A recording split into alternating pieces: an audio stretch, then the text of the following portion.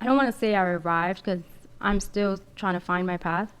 Every single day I wake up and it's just like, I'm just gonna what the day has for me. I'm still working on myself mentally, physically, every single day.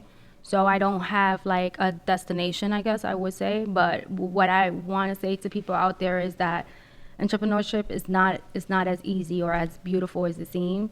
I've gone through a lot of hardship, if you want to say it that way, financially, a lot of things. As even as a single mom, I've been separated from my son's father for about my son was 2, so it's been a long road, just me and him, and just trying to figure it out. And I am the main provider, so I always have to like be on my feet because I don't want to be in 5 years of being self-employed. It's like I don't know when is the next paycheck that's coming in. I don't know. I don't have like every Friday set schedule. Even when wholesaling, like it was straight commission, so it was just like if that deal closes, you get paid. But if it doesn't, then it is what it is. But it's just changing that mindset that that money mindset. Like a lot of people, broke is just A a mindset. mindset. It is. It's like, it's just if you learn how to manage your money as well, it's just like you're going to figure it out. And God always got me. God got you. God got me. God got me too. 100%. That's great. Mo, do you have any questions? You're a mother, so how do you balance that? Like, He wanted to come today because he swears he's my bodyguard. yeah. No, but honestly, I can't. I don't know. He's amazing. He's 7 now, so it's a little bit easier. But again, like I've said this story multiple times, but it was tough wholesaling and like doing all that stuff because I didn't have a time frame. Even though we said 6 o'clock, if a buyer is calling me for a deal 7, 8 o'clock, I'm not just gonna stop there. I'm gonna pick up that call. I'm gonna sit on the computer, sign that contract, do what I gotta do. Right. And he would be like, "Mom, like it's 6 o'clock. Why are you still sitting down? Like, where's he wanted that attention, and he's the only child, so it just that's a tough one. He wants the attention at all times. It's hard for single parent households in general, Right. Especially here in America. I think I that agree. it's something that we all can relate to because we all come from that somehow, some way. Yes, or we know people. definitely. Right? Would you For say sure. that? No, for sure. Yeah, I so- definitely agree. We can relate. It's tough, Yeah, but you still got to move forward, though. yeah, definitely, definitely.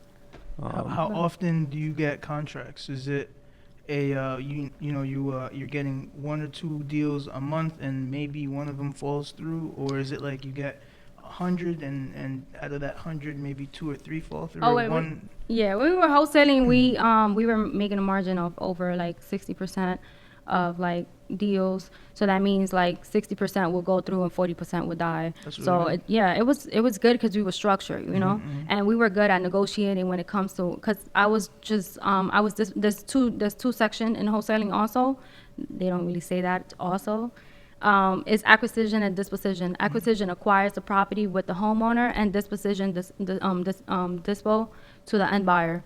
So I was just dealing only with the end buyer, with the investor. So I would negotiate with them, So I will always analyze the deals, make sure that the numbers make sense for the buyers. If it didn't, then it will go back to the acquisition. Like, go ahead and negotiate that with the seller because the numbers doesn't make sense. Right. So we were getting a profit at least of the minimum was 15,000, but that was already because we already generated enough deals, enough money, enough profit, and years. Years in the game. Years in the game. So it's like at the beginning, if it was 5,000, hey, we take that. Right.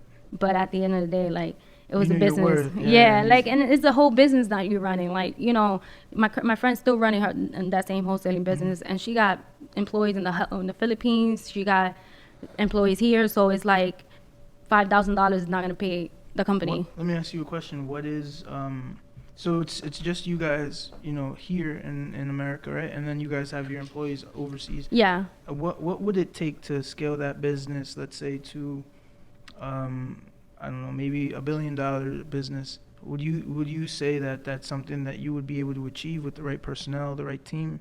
Yeah, you would need, honestly, business coaching. There's a lot of personality traits. A lot of people, personality profiling is called. A lot of people don't. There might be the right people for your company, but they might be sitting in the wrong seat. Right. So understanding how to communicate with certain people and understanding what kind of personality they have is easier to communicate, and it's easier to understand if they fit in the company. For example, there's like Mavericks, right? Mavericks are visionaries, and they're good at sales.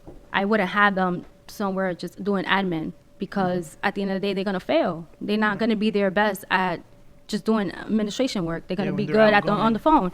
So understanding that was the hard part for us at the beginning, because we just hired people just to hire people, and then we put them there, just trying to figure it out. And then we were like, when we hired the business consultant, they were like, this person needs to get fired. This person is in the wrong seat. I'm like, holy crap! Now it all makes sense.